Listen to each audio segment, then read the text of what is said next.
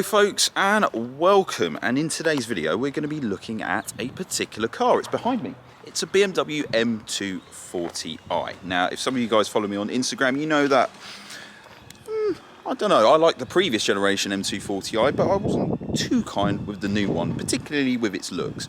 Also, it's gotten bigger, it's gotten heavier. Yes, it does have a lovely straight six, but I wasn't too keen on the way it drove. I haven't featured one on the channel, but I have driven one in the past, and don't get me wrong, it's a great car, but I just don't think it's quite as lively on its feet as, say, the previous generation one. But hey, that's the way it is. That's the way it is with new cars nowadays. But I'm down here at AUTOID, and they have got their M240i, which has had quite a few bits done to it. So I think I should give it another chance and see what I think of the car and see what it's like to drive. In case you are new to the channel, please hit the subscribe button. Also leave some comments down below to let me know what you think of any car out there. Right then, here is the M240i, and here is Jack from AUTOID. How you doing, mate? Yes, You're mate. all right? You are. Good to see you. It's been a while, hasn't it? It's been a couple of years. Yeah, good few years, mate. Yeah, I know. You've got to be quiet on us. I know. But I'm back here. I'm here. I'm going to feature your car as well too. So talk me through to it. Obviously, you are the founder of AUTOID. You do all things what, carbon. Yeah. So we're like the vehicle styling shop. So anything to make your car look better, come to us. That's basically the sell, I guess. We've been doing it for a few years now. Like I say, 2016. I think I met you 2017? Yeah, I think it was 2017, probably, roughly, give or take. Yeah, so we've been going at it for a little while, and I guess this is our next project. Yes. So, as Sid said, we've done a few things so far, so I'll probably just get into that, I guess. Yeah, go on, talk me through it. We've got the MSS adjustable lowering springs, so that was done down at Evolve. They fitted this, and this was actually the test kit, and we went up to MSS, or down to MSS, should I say, in Southampton on Friday to have all the kits, spring kits signed off. So that's all good to go now, and they're on the shelves. It's got the Venturi intake, which was also fitted down at Evolve. Again, this was the test bed for that intake, so that's now been signed off, and that's all good to go. And you're going to love the sound of it. Honestly, it sounds ridiculous from the driver's seat, even from the passenger seat. It sounds like you're kind of faking the intake sound. That's the only best way I can explain it. The latest addition, which we had last week, was the wheels, which we installed. They're a forged wheel made by Westfalls, using our design, and we then fitted them alongside a Geo after doing the MSS springs, because after about 300 miles you really want to Geo your car to try and make sure that everything's all good. Other than that, we've got a TRE interior kit, which is still carbon on the interior, so it just upgrades the interior, brings it up a little bit to the level of the car. And then we've also got an M Performance rear spoiler, but at the moment we're developing an entire aero kit for the car, so at the minute it's sitting stock, but we've done all the development work on the back end to get the rest of the kit sorted. A little walk around of it, and it does look mean with the bits you've done to it. I know you've only done the rear spoiler and you've done the wheels, but it does look aggressive. I'm amazed. I mean, from factory, the M240i look pretty cool. I didn't know that the gloss black side skirts came with it, really. Yeah, there's a load of, obviously, the rear spats as well. I think the next thing now is to go out, go for a drive, and see what's what.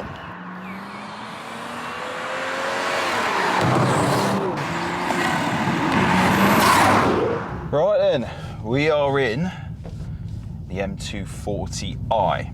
So, first things first, I just want to point out, man, the interiors on BMWs have come up. Obviously, it carries the same sort of interior design as what you find on the modern day 3 Series, 4 Series, X5, etc, etc. It's really good. This one's got the heads-up display, which will come in very handy.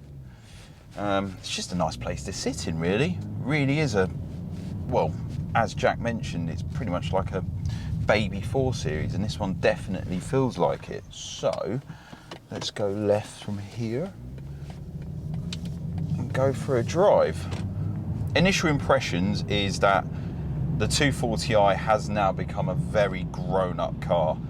You know, it's got all the tech in the world, it's got the latest iDrive. It feels more like a GT car than it does do like a small coupe saloon. It feels less amateurish. It has obviously got the 8-speed automatic from ZF, and it just, well, it's just great. You know, ZF works at its best when you're just doing normal road driving. It goes through the gears nice and silky smooth. You just don't even feel the upshifts. But with these lowering springs and these bigger wheels, from what I can tell so far, yeah, it does feel significantly firmer over the speed bumps, but nothing too drastic. These seats are mega as well too. They hold you in all the right places. So let's talk about my beef with the M240i, the standard car. Now, don't get me wrong, it is a mega car.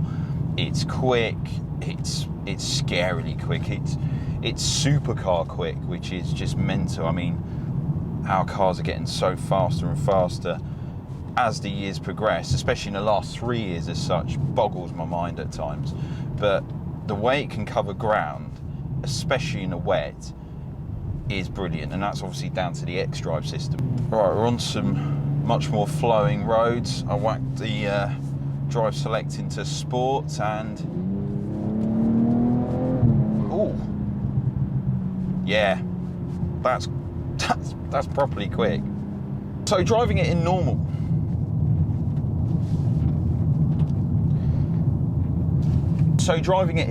mode, it's comfortable, it's refined, it's relaxing. We know about that. But obviously when you whack it in sport mode, drop it down a couple of gears,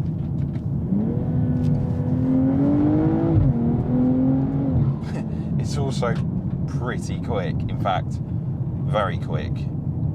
I would say that the performance now is on par of that of an early generation R35 GTR, which is saying something. Nissan GTRs is a quick car.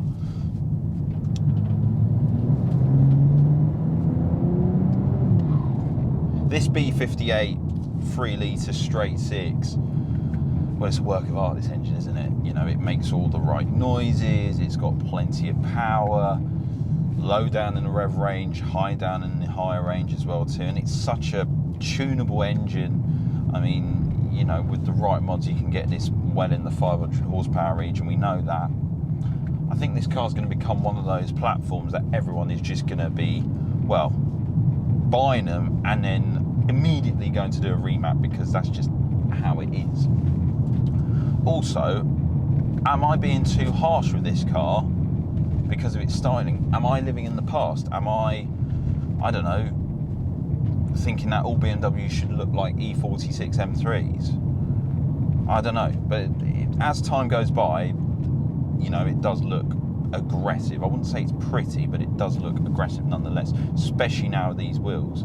In fact, has these bigger wheels and suspension compromised the ride? Well, the answer is yes, it has firmed up things, especially when you're going over lower speed bumps. The more I've driven it now, the more I've realised that, do you know what, it is slightly firmer. However, it's running the Michelin Pilot Sport 4S tyres as well too, which we all know is mega. So the grip is quite high, you know, in that matter as well too. But the straight line performance is just addictive. I mean, third gear, 40 mile an hour, I give it some, and I'm at 60, just like that. It's phenomenal. How accessible the powertrain is and how easy it is to just cover ground in this car is, well, it's scary how quick this thing goes. 8-speed automatic gearbox, like I said, it's, well, the last 240 had a ZF, and this is an M-Lite, so it shouldn't really have a dual clutch, or it's not, you know, obviously it'll bump the price up a little bit. But the M240i is not a cheap car. With some half decent options on it, you're looking at well over £50,000, which is a lot of money for something that isn't an M car. Nonetheless, we're on some twisting, flowing B roads. Let's give it some. Oh, that's quick. That's very quick. The steering, slightly light. I'd say there's not much. Well, it's not going to have feel, is it? But it hasn't got that much of a connection of what's going on with the front axle. Having said that, though, it's very pointy, it's very sharp. I don't know if it's got a variable rate, because it seems to like speeding up and slacking off as you go along, but it's a tad light for my liking, I'll be honest. It doesn't feel like that when you're behind the wheel. It does feel quite, well, it still feels like the standard 2 Series in terms of seating position, how it flows, how it sits on the road. And as I said earlier on, not everybody wants to go sideways in a car and feel the oversteer. A lot of people just don't find that confidence inspiring, and I can respect that. What's nice about this X-Drive system is it does feel heavily rear biased. It does feel like the car's being pushed along the road. There's still a sense of BMW-ness to it. But man, I wonder what you could get out of this with some heavily modifications done to it. I mean, because at the minute it's just got like a plug-and-play system that's running 415 horsepower, but what a motor. I never tire a straight 6. What's nice about the heads-up display is it's got those little shift red lights as well too, that tells you when to change up. That's a nice little touch. There, in the mid-range, that's where it really pulls. But you can cover serious ground. The brakes are still standard from the standard M-Lite car, and it does the job perfectly well for road driving. You're not going to really find the fade in them, which is good. I suspect if you went on a track, they would, you know, they would fade off a little bit, but still all right. And the ZF Auto does the shifts really well. Okay, it's not quite like a dual clutch, but the upsides is that when you're just pottering around town, it just feels slushy and smooth and just joyous, really. I take back what I said about the M240i. Okay, it's not quite as sharp as the last car, but with the all-wheel drive system, it does add a lot of confidence. It's still adjustable and playful when you want it to be. The new interior is just leaps and bounds beyond the old car, and more importantly, it's still got a straight 6. It's still got this lovely 3-litre motor, which just makes all the right noises. In fact, with this Miltech exhaust, it does sound proper serious. In fact, let me shut up and let me just...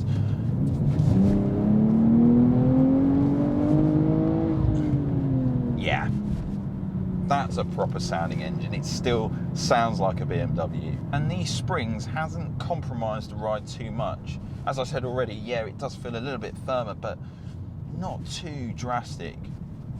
I'd love to take this on track and just see how it behaves when you turn the stability control off. I've still got it on, but you can still feel it just skipping about a little bit. Does it feel too fast for the road? Well, everything does still feel a bit too fast on the road nowadays. Everything has lots of power, but unlike, say, I don't know, a CLA 45 Mercedes, where it just feels entirely locked down, and the same with an RS3, this doesn't. This still feels quite playful, even on the bigger wheels. Usually, I always steer against bigger wheels because I feel like you over-grip the car a little bit. I feel like sometimes having too much grip in a car, depending on who you are, just ruins the way it flows, the way it behaves, but this feels quite all right, to be fair.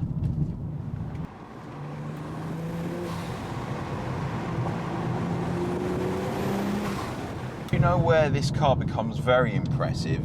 If you just leave the gearbox into S mode and let it do its thing, it just knows what gear it wants to be in the whole time.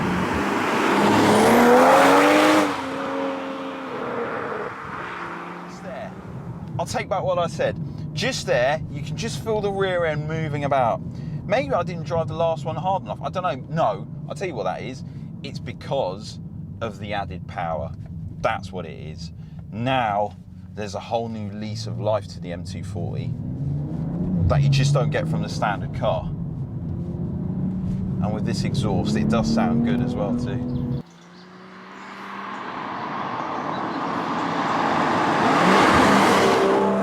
Right then, to sum up the M240i, well, I'm going to take back some of the things I might have said in the past about it being a bit too big, a bit too heavy. Oh, go get the old one, blah, blah, blah, because there are some great benefits to having one of these. First off, the X-Drive system. It doesn't feel like four-wheel drive. In fact, it feels so rear-biased. It feels squiggly and playful as well too. What Jack said and what he mentioned was the fact that well, he's right, it's virtually an M4, because give or take in the real world, it's just as quick as one, and it's 30 grand less, so it's a bit of a no-brainer.